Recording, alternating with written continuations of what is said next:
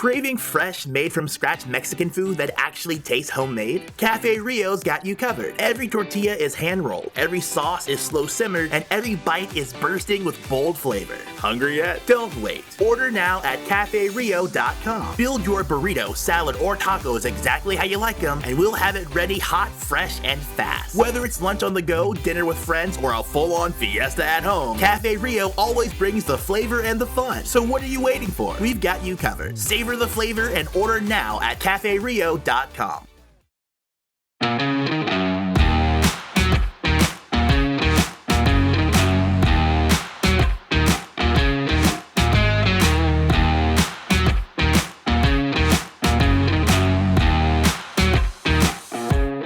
You're listening to the Utah Checkdown Podcast. And now your host, Josh Furlong.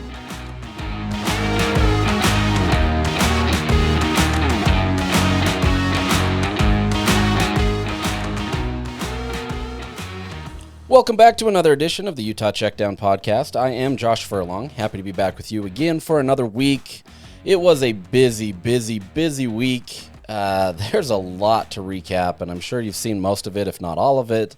But man, what a week. That's honestly one of the busiest weeks that I've had at Utah, just simply from just all of the stuff, essentially, that took place, right? Like, it was a lot. And we'll get into a majority of that today. But man, it was crazy. You know, I wanted to do a podcast later in this week for a multitude of reasons, but between having conversations with different people, writing stories, being up at the University of Utah or whatever that may be, it honestly just didn't work. So today we're getting it in. I did prioritize myself a little bit too and decided to go golfing on Thursday instead because, quite honestly, I needed to free my brain. There was a lot. So, you know, mental health is good. So it was good. It sucked, though, because I had to do a radio interview in the middle of my golf and didn't even get to golf 2 of my holes that I was planning on, which sucked, especially when you have to do that for people that you're with and you just kind of have to be this load of weight that they have to just kind of maneuver around. So apologies to them. They know who they are. But apologies for that. But we move on, and there's a lot to talk about today. So we're going to jump into that. We'll talk about Kyle Whittingham stepping away from the program, Morgan Scalley taking over and what that means. We'll have a little conversation about private equity, you know, the dreaded private equity words. And we'll round out the episode with all the other stuff that's happening at Utah. And there's been a lot, so we'll get into that. But first, let me tell you about our partners, Cafe Rio. Craving fresh, made-from-scratch Mexican food that actually tastes homemade? Cafe Rio's got you covered. Every tortilla is hand-rolled, every sauce is slow-simmered, and every bite is bursting with bold flavor. Hungry yet? Don't wait. Order now at CafeRio.com. Build your burrito, salad, or tacos exactly how you like them, and we'll have it ready, hot, fresh, and fast. We've got you covered. Savor the flavor and order now at CafeRio.com. All right, so like I said, was a massive week, and it felt like it just kind of kept stacking upon each other, right? And, you know, we're going to go kind of last to first this week, simply because the biggest news of the week, although you could argue many of these things were big, is that Kyle Whittingham is, quote, stepping away from the football program. So a lot of people were a little shocked by that phrasing. Stepping away, you know, it was expected that it was just going to be a full-on retirement, that he was done with coaching football. The reality is, you know, that wording is intentional. And he said, the time is right to step down from my position as the head football coach at the University of Utah. Now, what that doesn't mean is that he's chasing every job out there. What that also doesn't mean is that he's not open and willing to accept other jobs should they become available. Now, the reality is Kyle Whittingham, he wants to be as close to family and be a part of that as much as possible. So the chances of him taking another head coaching position may be slim, but I wouldn't say it's zero. And so, you know, this is kind of where it's at. There came this desire or belief is probably the better phrase, that that this was the last year. And quite honestly, last year was the last year, right? And the way the season went, it just didn't pan out. It wasn't the way that Utah wanted it to go. Obviously, having a losing record, just the turmoil and troubles that everything were that made it so that Kyle could say, hey, we're going to re-up and do it again. Well, Utah built the program so well and bounced back that obviously they go 10-2, and Kyle obviously sees kind of the success that's being done and kind of still keeps that belief that, hey, maybe they can keep going. And so the belief going into last week, or I guess I should say the week before, so Kyle had to but let the department know by December 5th what his intentions were of whether he was coming back or retiring. And so my understanding was, even though this season, and I've documented on previous podcasts about how the belief and everything that was going into it was that Kyle was stepping away this year or retiring this year, a lot of that changed in the week after the last game of the season at Kansas. So you go into that, and Kyle truly, he believed that he hadn't made up his mind yet, but at the same time, everything around him was kind of indicating that he was stepping away. So you do that, and then going into that the last week that he had to decide, he essentially kind of shifts his mindset and attention away from retirement and decides that, maybe I can re-up this and maybe I can go in and do this. And so my understanding is that he informed to the university that he was going to come back. Now, the messaging here gets a little bit more tricky because the belief was that Kyle wanted more than just a year. He wanted to be able to continue to move forward and continue to build this program. You can see kind of the trajectory that the program is on with Devin Dampier and Bird Ficklin. Bird Ficklin obviously announced that he's signed with Utah again for another year. There's a lot of belief that there could be a lot of success moving forward, right? But after that decision, there became a lot of back and forth on should he walk away, should he stay, and quite honestly, it really just came down to ripping the Band-Aid off and just saying, you know what, it's time for him to focus on his family. They all, the university also has to look forward to its future and not hurt that, right? And if Kyle is intending on staying for multiple years, that obviously puts you at jeopardy with Morgan Scalley, the head coach in waiting. And you can have an argument there whether that was a good decision to name him head coach in waiting and kind of what the ramifications there were. But at the same time, you kind of have to look to your future and realize you do have a great Hall of Famer coach, but at the same time, is there a point where you just have to rip off the Band-Aid and kind of make that decision together and say, hey, now is the time? And that's essentially what it came down to. So I don't, my understanding is there are no hard feelings per se. This isn't something where Kyle was forced out. It was more just a kind of a combination of all parties kind of recognizing that Kyle, as much as he wants to stay coaching, anything beyond one more year, and the belief was that there was, buy-in from coaches and other people that he could stay for one more year. But it just came to the point where if this really isn't something where, you're going to walk away after the next year, it becomes much more of a challenge trying to keep consistency with the staff and everything that goes on with that way. So, I don't believe there's any animosity towards anybody in the program. There isn't, any frustrations there. At the same time, Kyle Whittingham is a football coach, and he wants to coach football for as long as he possibly can. He also recognizes that, he wants to spend more time with his family. I shared an article over the weekend, so on Saturday, that really kind of documents the situation that Kyle was in. This is a guy that, as much as, everybody wants to say, oh, he's separating his family from work and now it's time to prioritize family, Kyle had always prioritized family. And so there was always situations where he could involve his family in the program. Now, is his attention fully on his family? No, right? Like, his baby is high school, college football. It is Utah football. And so they're always going to kind of be second place to that. And so, I know the family was excited to be able to get their dad, their grandpa, fully committed to them. But at the same time, this wasn't exactly just a black and white situation where it's either family or football. It was a true blending of this. And so, you can kind of get some of the experiences that I talked about in that article on Saturday. I talked to two of his, closest allies and friends in terms of the support staff that he had around him, and Liz Abel, who knew him since 1994. She was best friends with his dad, Fred Whittingham, and gave a lot of insight into who Kyle is from her perspective. Fred Whittingham had told her, and I didn't put this in the story, I just didn't have a way to really fit it in, that he told her that Kyle Whittingham would absolutely be better than him as a coach because he just has the right temperament and everything to be able to be that way. And he predicted that he was going to be one of the greatest coaches in program history. And, she was a little, she didn't believe it. Let's just say that from the very beginning, because it's hard to be able to have that kind of belief in somebody that you haven't seen yet. And so he gets hired on, she gets to learn who he is, and then they ended up becoming incredibly close, great friends, and she got to witness it firsthand before she decided to retire, a few years back. And so, you get a lot of personality of what that is. Kyle was absolutely a connector and somebody that wanted to connect family with football.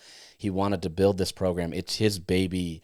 Everything about the culture is Kyle Whittingham and building it in the right way, at least according to the way that he wanted to. I also talked to Jordy Lindley, who was the most recent communications member of the staff who she walked away to be able to move somewhere else. And she's now with the softball, USA softball. She talked about him being a mentor and just this well-rounded individual who is just kind of the most amazing person in all aspects of life. And so there's a lot of avenues about who Kyle Whittingham is. At the end of the day, he was a very introverted person who had to step out of his own kind of persona to be able to be the head coach that he is. And so there was a lot of maturation even from Kyle Whittingham of trying to be able to know what he needed to do to grow and build the program and kind of, what took place beyond that. At the end of the day, Kyle would love to just be able to kind of coach football, not have anybody bother him, and be on his way. But the world, obviously, it's not that way. I talked to him about a month prior to his announcement, and he told me that he learned that this position or that this coaching is much more about relationships, right? And as much as he tied his family into that, it's also just about the relationships that you have with the players and the coaches and everybody else. And so, there was a lot that he was still learning even into the latter part of his coaching tenure that allowed him to kind of take those next steps. That you don't accidentally get to 10-2 after a 5-7 season, right? And yeah, the transfer portal can help that. But you were seeing still a coach that was evolving in time and being able to do that. But at the same time, not to berate the issue, it was time to step away from him. And so, we'll see what happens with him essentially. Essentially what should happen is, he's supposed to transition into a special assistant to the athletics program. As such, he would make about $3.45 million, though there may be a settled agreement. I've requested that contract or requested those types of things to see exactly what was taking place, or whether he's kind of bought himself out of that assignment. We'll see. But at the same time, the belief is that Utah will still have him interacting in sort of a consulting role, still getting that opportunity to be able to be involved in Utah athletics. But I know that there's rumblings about him wanting to coach. And so whether that's, Michigan, I doubt it. But everybody's going to kind of throw that in. That it's still there. I think, he has to have the right situation to be able to make that work. But at the end of the day, I truly do believe this is him stepping away to be able to just focus fully on his family. His son is coaching at the Kansas City Chiefs, and so there's opportunities to be able to still stay connected to the football game, to be able to see it through his son's eyes. He obviously still has his connection to Utah and what that will mean. There's a lot of opportunities to be there, but there comes a point now where he's turning in the whistle for opportunities to kind of be a fan. And, in that same conversation that I had with him about a month ago, he said he's not sure what that life's going to be. He's nervous for that, right? And it's not going to be an easy situation where he gets to I should say he doesn't understand what that's going to be, right? He gets a little glimpse of that being able to watch his son with the Chiefs, but at the same time, it's something so new to him. So we'll see what happens. Really fascinated to kind of see what that is. But, at the end of the day, Kyle Whittingham is a guy that, like I said, absolutely evolved as a head coach.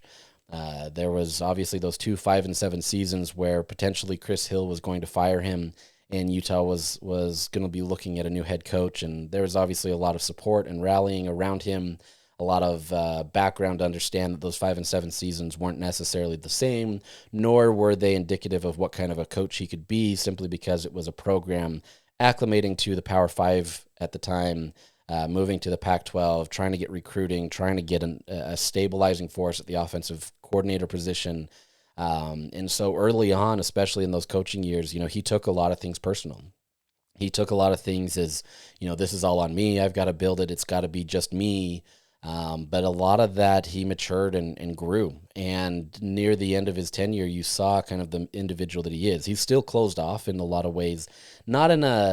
He's not personable. He's absolutely one of the most personable and friendly people.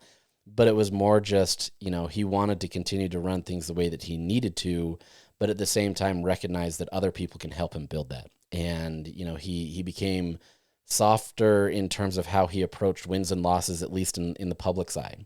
I remember years ago, back when Travis Wilson was the quarterback, there was a lot of up and downs there on whether he was starting or being benched or what was going on. And there wasn't a lot of staffing that worked in consistency in terms of what Utah could do. And I remember asking a question, I still have it on video to this day, asking a question, and he kind of jumped at me, and kind of, got really upset at me for asking the question. And I don't fully remember the question without watching the video, but he was a very feisty and passionate coach because he's super competitive. He wants to win, and he wants to be able to, just be at the top of his game. As the seasons went on, he absorbed those losses still internally in a very tough way. He told me that it takes 6 or 7 wins to be able to offset a loss. And so there's still that competitive drive, but he found a way to kind of balance that, or to be able to come to a better situation where it didn't impact his entire life. I expected after the BYU loss in Provo this year, where you were going to get some of that feisty and you were going to get a little frustrations. And instead you had a coach that was really reflective and understanding of, Utah just simply didn't have what it took to be able to beat the Cougars. And, as much as the internal drive and fire and passion to be able to beat BYU was deep inside there, he learned and grew as a public individual to be able to remain pretty rational. And look, there's still things that you can point to where he got really fired up. You can look at the BYU game the year before where, people say he threw a chair. It was more like he got stuck and he was trying to get out of there. And so it was just kind of shoving it out of the way. But I get it. I get that people see those types of things. The reality is this is a guy that evolved. He found ways to win. He found different ways to be able to take the program to new heights, right? You go from the Mountain West, and everybody didn't know if this up-and-coming coach, who everybody believed was a brilliant mind and could be great, could take it over from Urban Meyer and do well, and then 4 years later, they go undefeated and go win Alabama in the Sugar Bowl and really kind of cement themselves in the conversation to move into the Pac-12. And then you get into the Pac-12, and it takes, a good 4, 5, 6 years for Utah to really kind of understand where they need to be and to build their depth and to be able to find the right coaching ingredients to be able to get there. And then once they did that, they finally found that way to be able to move forward. And you end up being in the Pac-12 championship 4 out of 5 seasons, winning 2 of the last in the conference. And so you do that, and then all of a sudden, you have tragedies hit the university with Ty Jordan and Aaron Lowe. And, as difficult and as a challenge as that was, you had a guy that became kind of what's the word I'm looking for? The steadying force for a program who was 100% hurting. And, navigated that and was able to help evolve a group of 100+ players plus coaches and everybody. I mean, the entire fan base, was basically eating out of his hands in terms of trying to find the direction, what he needs to do.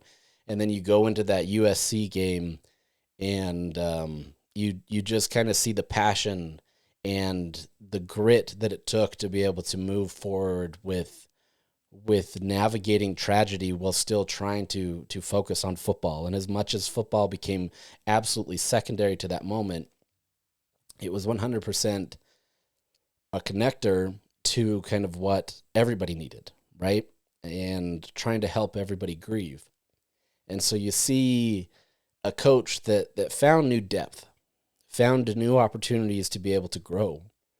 And, then you add on top of that, the opportunities to be able to see the transfer portal and NIL, and everybody kind of doomed that and felt like, he was past his time and that things weren't going to move forward and that he wasn't going, it's the whole evolve or die situation, and he was going to die in the figurative sense, obviously, but it wasn't going to work out. And, the old ball coach type situation was, I'm going to take, the way that I do it and I'm not going to work. And instead, Kyle found different ways to evolve and found ways to utilize the transfer portal in a way that he could still maximize potential while still trying to, develop talent and trying to do that. And obviously he had to evolve from that as well by bringing on a new offensive coordinator that could bring in an offense that was pretty plug and play instead of trying to develop these guys through 2 to 3 years and trying to see that. And you still found ways to be able to do that. And so this is a guy that continued to find new ways to evolve as he went on. And that's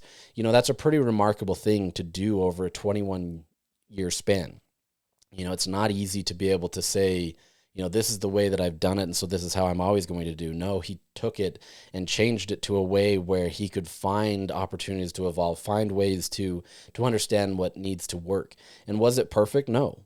No coach or no person is going to be perfect in all this. But I think you found an individual who understood what it took to win at the highest levels, and his ultra competitiveness obviously gave him that edge, but he found ways to be able to sometimes put aside his pride or the way that he wants to do things to be able to evolve and move forward. And so, I think this latest iteration of that in terms of stepping away was some of that, right? He had to understand that there comes a point where you just kind of have to walk away. And that as much as Utah was still in good hands with Kyle Whittingham going 10-2 with a potential to go 11-2 this year with the Las Vegas Bowl, there comes a point where you kind of need a new voice. And obviously that new voice is Morgan Scalley, and we'll get into that. But this is a situation where he just continues to evolve. And maybe it still doesn't feel like the right time, and it still feels like there's more meat left on the bone, so to speak. But this is an opportunity for kind of that legacy to remain, right? It's real easy to be able to look forward and say, oh, yeah, you've got Damp here and you've got Bird and you've got all these other pieces moving forward.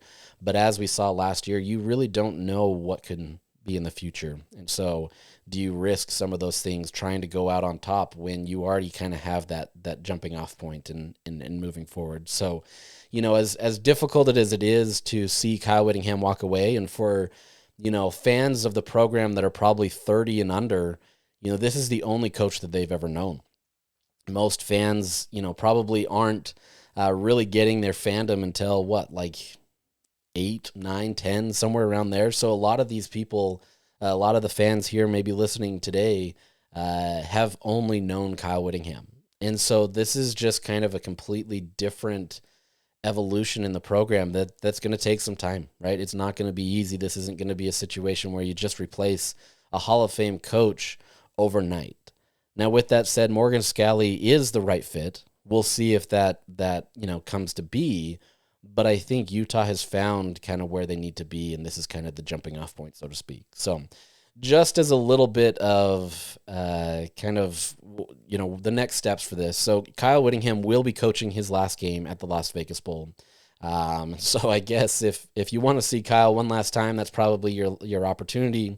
Obviously, it's within driving distance. It's a great venue. It's a great opportunity. So I have to imagine there's going to be quite a bit of fans that show up, and for good reason. That's a great opportunity to be able to see a Hall of Fame coach go out and hopefully, for Utah's sake, go out on a win, right? His bowl record is 11-6. He's on a 5-game skid, and obviously some of those have a lot of nuance to him. But this is a real potential for Utah to be able to go out with another win, puts him at 12-6, and allows him to be able to kind of go out on a high note. And I have to imagine there's a ton of push and desire from the players to be able to make that happen. So that'll be his last game, and then obviously everything changes the day after that. So assuming that he moves over as an special, man, why do I keep saying a special? It's a special assistant. That's kind of the next move for him and kind of what he'll do. But he ends his coaching tenure at Utah, barring the bowl game, with 177 wins and 88 losses. Obviously is the all-time winningest coach. He did this back in 21, so everything past that was gravy. He's going to finish with 18 total bowl games, which doubles all other bowl games in school history. Utah's only gone to 9 bowls outside of Kyle Whittingham. So just kind of shows the legacy and the success that Kyle Whittingham had over those years. And at the end of it, he has 3 losing seasons in 21 years. That's pretty impressive and remarkable, especially knowing that last year could have been a winning season, barring some other stuff. So one little newsy note as part of this, because the new NCAA rules kind of have changed, what this means for Utah is now that a head coach has left and a new one has been hired, 5 days after a new head coach is hired or announced, so Thursday of this week, begins an opportunity for players to enter the transfer portal officially. You may see players already have already announced their intent. What this does is essentially allows them to fully put their name in the portal, and teams, can eventually get them. The reality is at this point, especially this early, that's not really going to change a lot. This is more a problem when others aren't in the transfer portal, and other things happen. The reality is the main transfer portal opens up on January 2nd. And so you're already kind of in a situation where players can go. And so I don't know that there's going to be any sudden changes with that. It just kind of gives more officiality to this, where Utah players can enter the portal before anybody else. But there's a lot of programs in the country that can officially enter their players into the portal because of coaching changes. So there really isn't a big change here. You are always going to lose players to the portal. And so that's kind of a moot in a lot of ways. So yeah, I don't know what else to say there with that. So let's transition to Morgan Scalley. Morgan Scalley obviously was named the head coach in waiting years ago, and was just seen as the obvious choice to be able to be the head coach. And for those who may not know who Scalley is, as much as Kyle was much more of an introverted person, Scalley is the opposite. Scalley is a connector. He's extroverted. He's relationship builder. He's a guy that absolutely wants to be able to connect with you on so many different levels. And I've had many firsthand experiences beyond football where I've gotten to witness this firsthand. One such example, and I'm not going to get into the full specifics of it because these are personal, and this doesn't necessarily involve me, but I know I was a witness of this because I was there. Of a situation where, Utah had just lost a game that they absolutely should have won. And so you have that. It was a late night game. But the next morning, there was something, it ended up being a funeral. I'll just give you that much. It was a funeral for somebody, and there's no reason that Scalley needed to be there. Anybody that would have known anything would have given Scalley a pass at the very least. But at the same time, he showed up the next morning, and this was an early funeral. Showed up, was there to console people, that was there to be able to help, and was there to be able to make sure that his presence was there, even though nobody would have felt like he needed to be there. That and many others that I've been able to witness firsthand is who Scalley is, right? This is a guy that is as passionate as he is, and if you think Kyle Whittingham is passionate, Morgan Scalley is equal or more than what that is. This is a guy that bleeds Utah football, and the competitive drive and the passion that he has is unmatched. But at the same time, he's a guy that is all about the relationships. He's a guy that wants to be able to connect and wants to make sure that individuals are good in whatever capacity that they need. He's a guy that is a builder in a lot of respects and wants to be able to see people succeed. So whether that's in football, which clearly there's a lot of people that have found a ton of success under him as a coach, or whether that's in life, he's a guy that absolutely wants to connect. And he's similar to Kyle, where he doesn't want to do it in the spotlight. He doesn't feel comfortable necessarily doing that for the gain of being a guy that says, look at me, this is what I do. He just simply goes about and does it. And so, this is a guy that you get as a head coach who is going to be completely committed to Utah football. He is a Utah man, probably more than many on that staff, if not all, just kind of his deep connection of what Utah football means to him. And so, this is a guy that is going to give his all, and he's going to do it while still trying to connect with others and trying to build relationships. The reality is Kyle had his coaching tree and his experience, but it really didn't branch out that far. He kind of stuck within the same realms, whereas Scalley, he goes to a lot of these coaching panels or different things, these conferences, and really tries to connect with people all across the country, whether that be through recruiting or in his coaching positions or whatever. He's built a much bigger base of people that he's tried to connect with. And so you'll potentially see some of that come to fruition in his hires. With that being said, you're going to still have some pretty big consistency in his coaching staff. And I'm going to get into that in just a second, but this is a guy that 100% wants to connect, and he wants to build the relationships. And as I talked about with Kyle Whittingham, kind of learning that this is all about the relationships, Morgan's known that all along. And if you talk to former players or current players, they will absolutely do whatever for Morgan Scalley. He's a guy that they connect with, that they love, that they want to be able to be there with. He's simply just magnetic. Everybody wants to connect with him. And so, great opportunity for Utah as a head coach. None of that means he's going to be successful, right? Now, I say that just simply because it's not a guarantee. And you never know what's going to happen. Now, with that said, I truly believe Scalley will be successful because of who he is as an individual. But on the same vein, Scalley has been doing a lot of the stuff behind the scenes that many have expected Kyle Whittingham to do. And it's not that Kyle wasn't doing it, but I'm saying this passing of the baton isn't just a straight passing of the baton. There's been a lot of blending of this program to Scalley for a long time.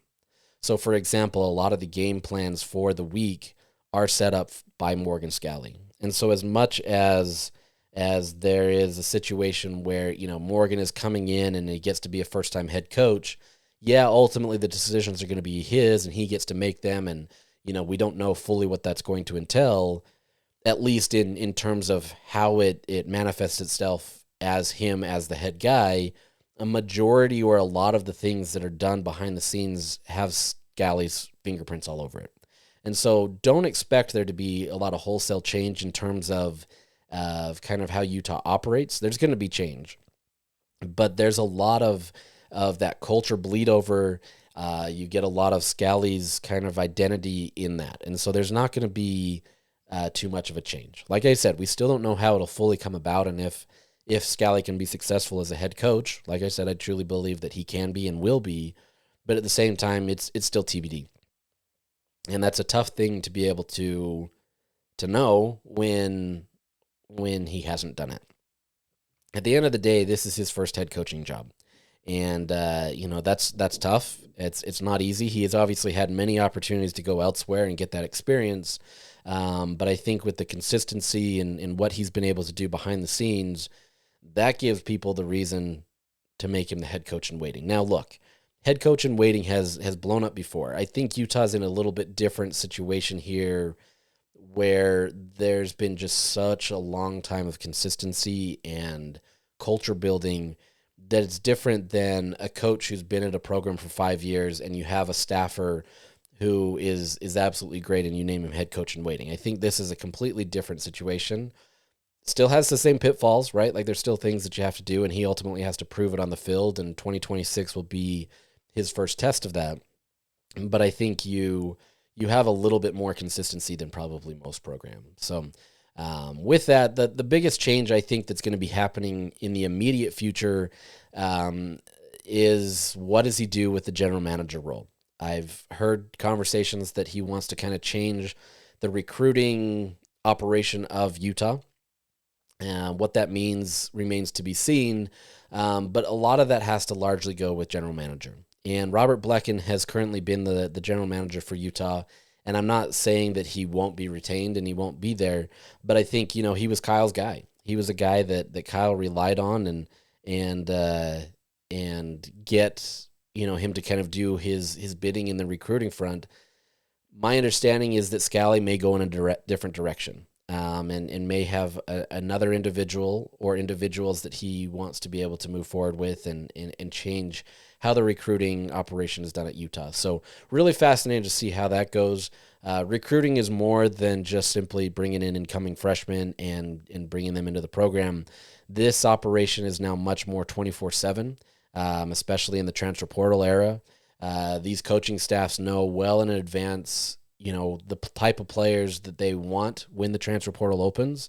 And so when that actually does happen, they're not kind of scrounging and scrambling, trying to figure out who is in the portal and what it's done. They already have their big board, so to speak, of being able to say, hey, if this guy enters in the portal, here's who we pursue. These are our top priorities. This is how much we'd be willing to allocate to them, that kind of stuff. Like this is an ongoing 24/7 operation of guys watching film, watching in-season film to be able to say, hey, if this guy pops off and gets into the portal, this is who we're going to go after, that kind of stuff. And so, I think you're going to see a little bit more of a robust recruiting department. Not to say that Kyle Whittingham didn't have that. They actually developed really well to be able to get there.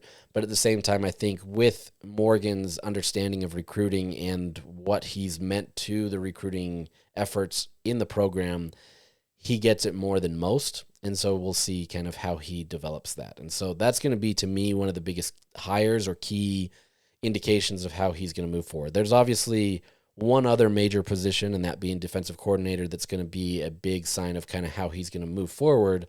But I think the recruiting front is probably more pressing and important in kind of the direction that he wants to run this program. And so, we'll see what happens there. So let's switch over to coaching staff a little bit. The belief is that probably a majority of the staff are going to remain intact. There's a good reason for that, especially on the defensive side of the ball. They've all built connections. They've all proven themselves at Utah. And there's no real desire to be able to alter kind of that makeup. Obviously, he's incredibly close with Sharif Shah. They have a great relationship. Colton Swan has been a great recruiter and developer of linebackers and talent. Lewis Powell remains a consistent force in the defensive line. Luther Ellis, obviously a guy that has meant so much to Utah for his playing days, but he's also been able to step it up on as a coach. He likely remains as well. My understanding is a majority of those guys are going to be there. Luther Ellis is the last one that I haven't really gotten an understanding on, but I don't imagine Morgan necessarily trying to change something that's already working on that side of the ball. So at least on the defensive side of the ball, I would assume that pretty much everybody stays the same. You're going to have to make a decision on defensive coordinator. Is it Sharif Shah? Is it Colton Swan? Quite honestly, I think Colton Swan, if he wants it, and I've heard varying degrees on that, he becomes the obvious choice there. He just has kind of a knack for understanding what needs to be done and would be a great asset in being able to develop Scalley's mindset in terms of what the defense has, but also kind of develop a little bit of his own brand and culture. and in helping that on the defensive side of the ball. So we'll see. Sharif Shah obviously has a lot of experience there too, and would be another great candidate. My understanding has been, though, that he's much more open to staying as a position coach and special teams coordinator. So we'll see. There's a lot of options there. Maybe all of those guys want to stay as position coaches and keep what they're doing, and you bring in a new defensive coordinator. I think that's the least likely of the situation, simply based on the conversations that I've had, as well as the belief that you can elevate somebody who has already lived that situation, and you're not bringing in anybody cold that can do it. So we'll see, but I think that's kind of what it is. On the offensive side of the ball, Jason Beck is a guy that they're bringing back. They've locked him in under contract and want him to be able to keep that going on the offensive side of the ball. You'll remember that when they were going for an offensive coordinator, that Morgan Scalley was key on these conversations. Kyle Whittingham talked about wanting Morgan involved in this because at the end of the day, this was going to be the evolution. He was going to be able to inherit this, and he was going to take it on. And so why not have his guy kind of in place before? And so Jason Beck obviously is a guy that Morgan Scalley wants. He's a guy that he believes in and believes that they can move forward with. There's always chances for change, but at the same time, this is, at the very least, this is a great opportunity for Utah to move forward next year, knowing that you've got consistency for this year, especially with Devin Dampier under center. You've got a guy that understands him and what's going to take place there. Now, whether that changes in years to come, whether that means Jason Beck takes a new job or whether Morgan wants to go a different direction, my guess is that won't happen until after 2026. But I think, I think all parties agree that they like each other and everything's there. And so at the very least, you've got consistency on that side of the ball of being able to have your offensive coordinator. This morning, Mark Atawaya, the running backs coach, he posted a tweet. It's a video of him and his family at 3 a.m, just vibing. That's really what I can describe it as. It's just vibing and kind of giving his own announcement. So I'm going to play that. This is Mark Atawaya.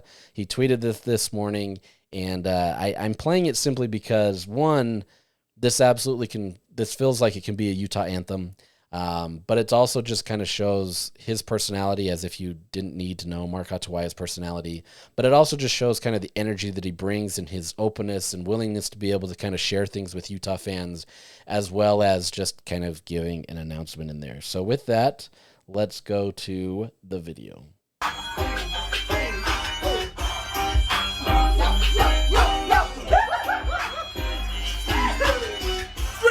In the morning, Murray, Utah, Atawaya family getting a jump on this Christmas vacation. Christmas! God, Friday. I gotta be at work in 2 hours, but you know what? Perry, spit on this. Perry on the beat, I don't need to try to not too long for this beat. Yeah, you know I'm fine. 12 years old, no one's sitting there. Keep listening to the bars that I'm about to spit. I say cool, say smart, like I don't care. I don't play around. Say don't say you tell you I am. Till the day I die, say that you take never win. You know that's a lie. Yo, tell a friend to tell a friend that she's back. 18 months in Africa, I'm now spitting on this track. Hey, Utah, the realest Utah coming out of Utah. Here we go, baby, I come from all over. Those parts and like you're taking over. I don't drop bars, but I do bring the vibe. You come to the youth, you gon' have a good time. Hey. So what do you know? I'm back on the attack, cause I can. Haters say I'm yo-yo, but come on, man. Ain't nobody putting it down like me. OG, LB, you boys on that grind, ask about me. I spit fire like a dragon. Ace Antasia, bruh. You can't imagine how this old head still tried and true. Straight up with no curve representing for the youth. Tell about it, everybody, you boys. Who's that bad that love to hate? You boys. Who's feeling hella great? You boys. Who's gonna run this damn state? You boys. That's right, baby. 2026. Within the hour of the OG saying goodbye, Scalley came through. He wants us here. I want to be with you.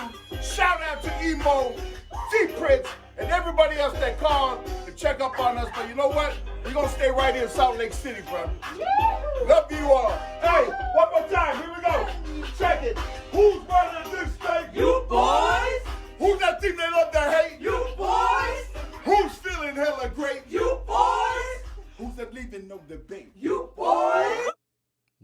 that's not a vibe, I don't know what to tell you. I mean, can you imagine being their neighbors 3 a.m. and they're out there just spitting lyrics? So pretty impressive. Obviously buried within that was an hour after Kyle Whittingham announced that he was stepping away. Morgan Scalley already made it known to Mark Ottawaya that he wanted him to be there at Utah. So big news for that. Look, you can find a bunch of running back coaches out there, right? Like, I think I don't want to call them dime a dozen, right? And because I don't want to devalue kind of what these guys do, because they're all great in their own right. But I think, obviously the connection that Ottawaya has with Jason Beck is great, but I think just you get that through that vibe, right? Like, you get what he does to that program, where as much as it's about coaching these guys, it's about bringing in positivity and bringing them to a different level where they can enjoy their time, right?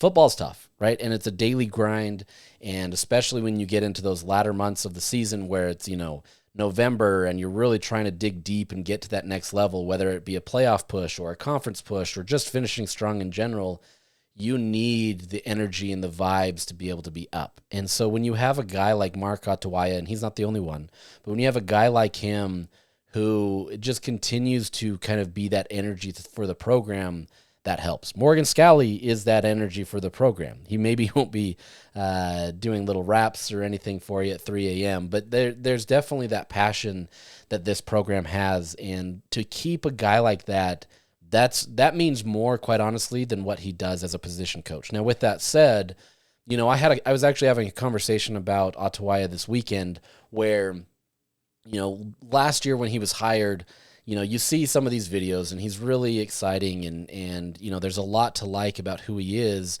My impression was that he was going to be this, not even carefree necessarily, but it was going to be much more upbeat, and he was just going to be this charismatic coach that was going to just kind of have the smile constantly on his face and just be kind of this fun time. And that's not to say that he's not, but when I first met him, the second you started talking to him, it was all business. You could tell that he clearly has this internal fire, so to speak, but at the same time, it is all business. And I don't want to say that there's not any joking. It's just very serious, right? Like, he takes his job very seriously. He demands a lot of the respect from these players. A lot of people wanted to crown Wayshawn Parker as the guy from the second that he came in, and clearly Ottawaya had the firsthand knowledge coaching with him at Washington State, and he was still not ready to just crown him because he's the guy, right? There's still things that he needed to improve upon and still things that he needed to grow.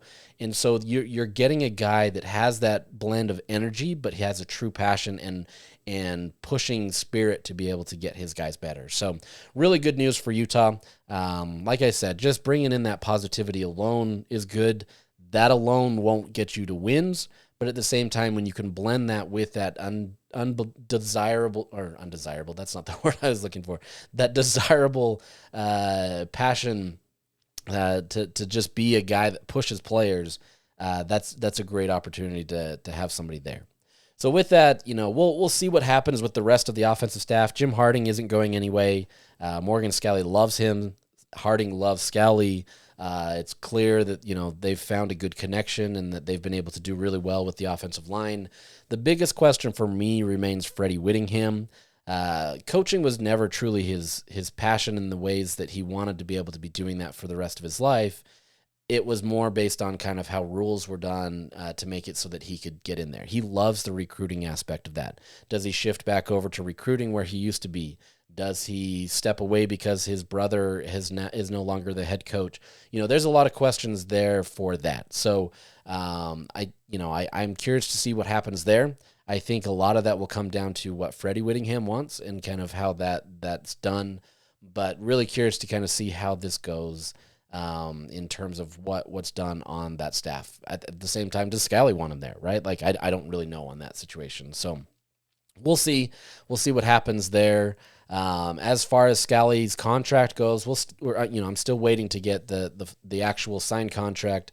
But in his last agreement that was signed in 2023, it's been amended a couple times, but the salary aspects of it didn't change. They already had put into his contract what his first year as a head coach would be as a minimum. And so there's some stipulations that are already in there. Those can obviously be changed based on negotiations and other stuff. But the initial understanding right now, assuming that things haven't changed and still waiting for that contract, and once I get them, I'll let you know, is that he's making a minimum of $5.1 million in gross salary. So that excludes incentive compensation. So that's, getting teams to, a high graduation rate or bowl games, those types of things. There's that. And the contract also stipulated that he shall have I just ran into legalese there, a minimum of a 5-year contract. So that puts him through the 2030 season, and so you've got him for at least 5 years on that salary. So, you've got a competitive offer for him. I wouldn't be surprised if they potentially increase that in a contract opportunity. But at the same time, I think that's a good number for him to be able to obviously get a pay raise, remain competitive in the Big 12, while also not just kind of throwing the house at somebody who still isn't proven in terms of who he can be as a head coach. So really fascinated to see how that goes. And we'll talk more, obviously, of Morgan Scalley, but he essentially takes over on January 1st.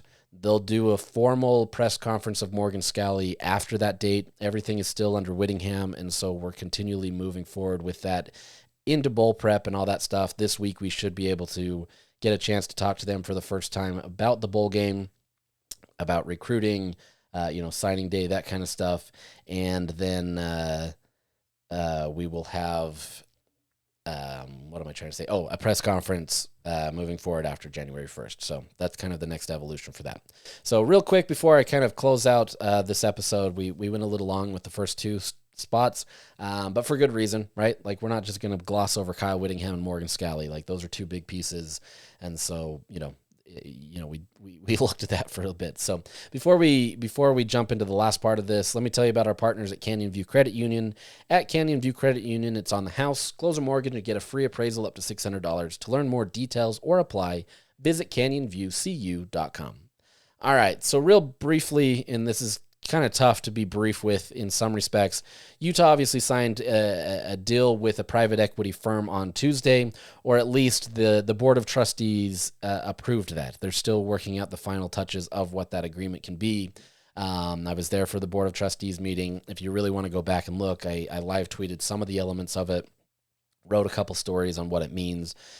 At the heart of this, what this essentially means is that donors of Utah athletics can now essentially buy a piece of the program. And so instead of just throwing cash at players or to the department for players in NIL or different things that way, this is now an opportunity where Utah can create a for-profit company that is getting an infusion of cash from private equity, and that remains to be seen.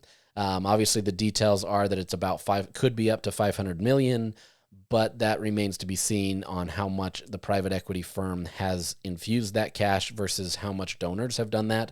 My understanding is pretty high donors, and these are the ones that are getting that first bid to be able to be in there. They've spotted a lot of cash into this to be able to make sure that this program can run. So for as much as there's conversations about private equity, there may not be to the full extent of the $500 million. There's still some risks associated with that. But for the most part, this is an opportunity for Utah Athletics to run a for-profit avenue for the athletics department, where you can now buy shares of Utah Athletics, and that money can now be used in investments, that can be used for projects, that can be used for NIL, for sponsorships, for all kinds of different things that the university kind of wasn't fully able to do or maximize well as a nonprofit in terms of what it is under the education, of the University of Utah.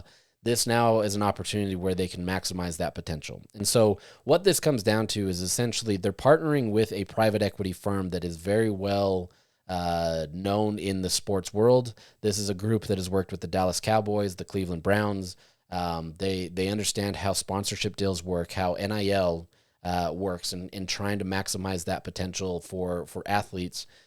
That gives Utah a great jumping off point to be able to say, hey, going back to that evolve or die, that's where this Utah program has to be. And unfortunately, the way that the NCAA has shifted things, essentially the program was going to die. And whatever that meant, remains to be seen. But there truly was a belief that, this is not sustainable. And it's not for most of the programs around the country who are now faced with, at minimum $20 million that they weren't expecting beforehand as you go into the settlement of the House case. And so you've got that on top of NIL and all this other stuff. There was, I believe it was a week or two ago, Troy Aikman, obviously, all-star, Hall of Fame quarterback from the Dallas Cowboys, former UCLA quarterback. He talked about how, he's tired of donating to UCLA because essentially the money that he gives is just kind of burned, right? Like it's like burning cash because you give it to one player who may or may not be there for that long. He transfers and then suddenly all that money that you gave is gone. And there's no real ROI or return on that. And so this is a situation where Utah feels like it's mitigated some of its risks, where it can get an infusion of cash, build up the kind of infrastructure that it needs to be able to move forward, while still finding people that are good partners to be able to know what it takes to get sponsorships, to get NIL deals, to be able to bring in additional revenue. And so these two are partners. Utah owns a majority share of this company, and so Otro Capital, who is their private equity firm that they partnered with, won't have the full say of what's going on. They'll be a member of the board, but a majority of that board is going to be donors or members of the athletic department chaired by Mark Harlan. And so you're going to get a balanced effort in terms of what's being done. Now, there are still pitfalls, but at the same time, this isn't the true private equity where they're just going to come in and gut the program or jack up prices to high levels just because. That's not to say that there's not going to be an increase in prices for certain things, but there becomes a point of diminishing returns, let's say for season tickets or for tickets to games. Like there's only so much you can do, and at the same time, that doesn't necessarily bring a ton of additional value. So there's got to be other avenues that they look at, whether that be sponsorships or beer sales or whatever that may be. That's a different hurdle that goes with the legislature and other avenues. But there's going to be different things that they're going to pursue with a program or a firm that has deep understanding of the professional realm in sports. And so this has potential to be a great opportunity for Utah, especially as you bring in donors, the Huntsmans, the Garfs, the Eccles, a lot of these high-end donors, and there's plenty more there. Those are obviously the more obvious, that can now put their money in instead of just kind of throwing away cash for a player for 1 or 2 years. Now you can invest in it. You get, some ROI out of that. You get an opportunity to be able to truly dictate how the university is run because you're now putting money into that in a way that has much more of a substantive value than just kind of throwing it away. So there's a lot with that. And look, I'm the last person to be able to give you financial advice or why or how this all works. But at the same time, this is a different deal. There's many explanations out there. I went on radio many times to discuss some of this. There's been articles done about all this. The biggest worry is that other programs around the country see this, and so they try getting into more of private equity. And look, Utah's not the first to talk about private equity, but they see this and they do it in a different way, or they don't manage it the right way, and suddenly now you do have athletic departments that are, going bankrupt or whatever that may have you, or absolutely hurts college athletics even more. But in Utah's case, they felt like they mitigated a lot of the risks. They felt like they did what they could to be able to partner with somebody that worked for them and, helps them move this along. And if this works, this could be absolutely a revolutionary change in college athletics, and one where Utah gets looked at as kind of the, I wouldn't call it the hero. That gets thrown around too much, but the model, so to speak, of what can be done. Or this is absolutely the situation where Utah is the study case where things went wrong. So we'll see what happens. We're not fully going to know until 5 to 7 years or so. That's about the same time when they're expecting Otro Capital to exit from this, as Utah, tries to get new partners or whatever may have you. So a lot of different things. At the end of the day, it essentially just means that Utah athletics can be sustainable, at least for the short term. They get an infusion of cash, which obviously means that they can, potentially use that for NIL. My understanding is there is potential where this could be Utah creates its own brand, so to speak, and they can utilize that to be able to sign athletes as part of his brand ambassadors, whatever that may be. That's still TBD, but really curious to see what happens there. So real quick, just to kind of close out a lot of these other things, we're still waiting to hear on bowl opt-outs for the Las Vegas Bowl. Two that you should expect is Spencer Fano and Caleb Lomu. Obviously, the two-star offensive tackles who are getting first-round buzz, especially Spencer Fano. Fano won the Outland Trophy over the weekend, a major honor. The top offensive interior lineman. Great honor for Utah. A lot to do there. He was named a first-team AP All-American. His potential is not limited to just this season. There's going to be a team that takes him and pays him a lot of money as one of the top offensive tackles this year. Caleb Lomu tweeted or put something on Instagram yesterday, essentially hinting that he's gone. There was nothing necessarily official, but it was official. So my understanding is that you will get both of those guys that won't be playing, despite their love for the program and wanting to be able to play and send Kyle out on a high note. The optics, it's so much better for them to not play. And, as a first round talents, you kind of have to focus on the future. So we'll see who those offensive tackles will be that replace them. I have in my mind some guys that can do it. I'm not going to put that out there right now, not because I don't want to, just more I'm trying to speed things along, and I'd like to talk to people to kind of get a little bit more officiality to that. But Utah, they're going to have their players ready to go for that. They've got some good depth players. Beyond that, Red Rocks preview was on Friday, and so you're going to start getting a little bit more Red Rock stuff. Kyle Whittingham was a judge there, which kudos to him for still showing up there. His granddaughter was kind of part of the program, which probably lends himself to going out there a little bit more. But he shows up on a day when he steps away and gets a standing ovation. But you get them, moving forward and starting the season in January. Then Utah men's basketball, obviously the up and downs situation there, and we'll get into more of that, though I know that's kind of frustrating to people.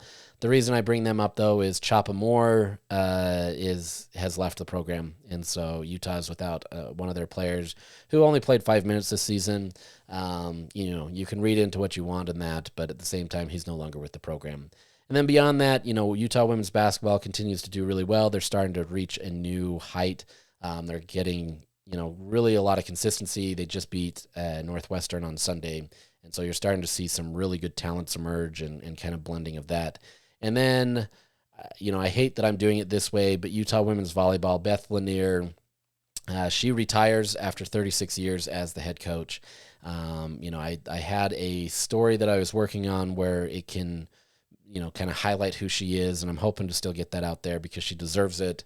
But unfortunately, all the other news that took place last week kind of preempted that, and so I wasn't able to get a lot of that out there. But at the same time, she retires after the legendary career, great individual, somebody that built Utah similarly to how Kyle Whittingham did, and equally as important to the program.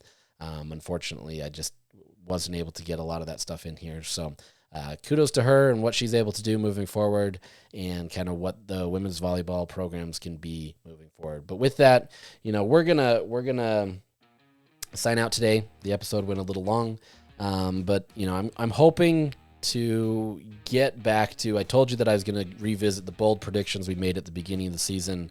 We'll get back to that hopefully later this week. We'll also get a preview of Nebraska, whether that's this week or next week. We'll get into that. So still moving along. Obviously, there's been a lot of content and stuff happening at the University of Utah. So we'll continue moving forward. But with that, I appreciate you all listening. I hope that you're safe. I hope that you're enjoying the holiday season, and we'll continue to move this thing along. But with that, we'll sign off today. Have a good one.